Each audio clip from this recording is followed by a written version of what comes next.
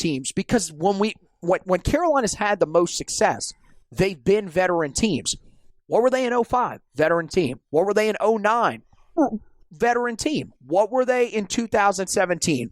A veteran team. Even in the modern era of college basketball, that team was veteran, which I think is the most impressive out of those three in the fact that they kept all of those guys there. And remember, people will be like, well, maybe these guys weren't highly rated players.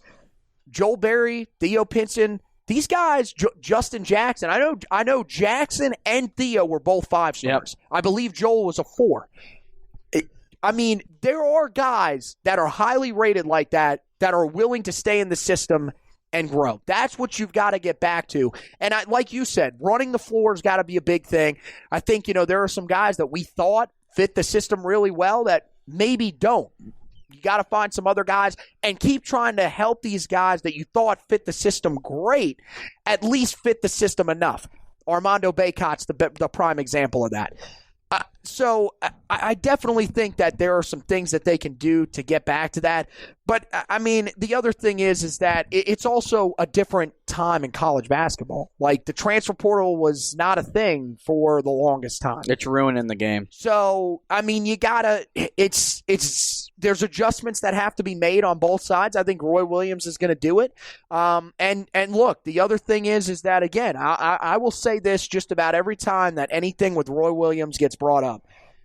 You better enjoy it now, because when he leaves, you have had not one, but 2 extremely successful coaches, and they nearly came back-to-back. You could even sandwich Bill Guthridge in there, who was extremely successful for his short period of time there.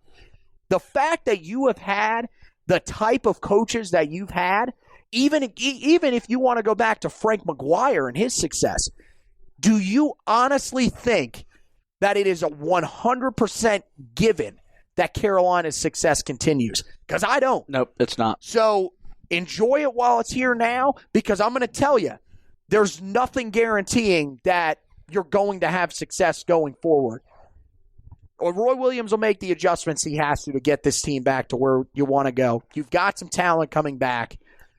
But yeah, I think the goal for this program is to improve upon what we saw this year and get back to being a year-in, year-out competitor for the ACC.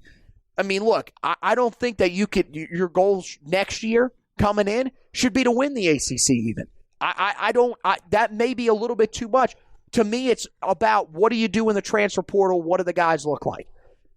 But I think the goal should be at least to be competing for an ACC championship, and I would say put them where we were talking about them in the preseason this year.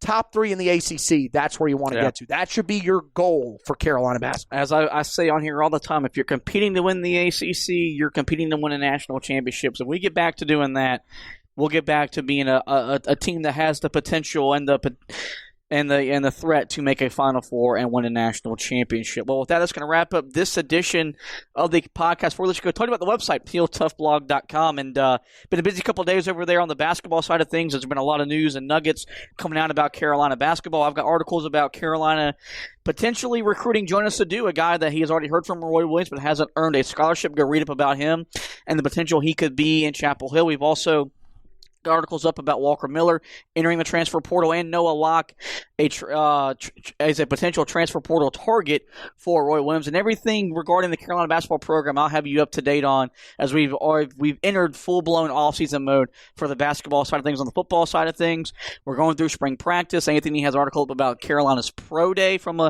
earlier this week. Read about the guys who helped their stock and who hurt their stock. Also an article up about Mack Brown's press coverage takeaways as he met with the media earlier this week. And we'll also have something up about the baseball team as well in the coming days. We got you covered football, basketball, and baseball on the HeelToughBlog.com. And last, we encourage you guys to rate, review, and subscribe to the podcast. You're doing a great job the last couple episodes downloading the podcast, back-to-back episodes with over 100 downloads or more. So we appreciate all the support.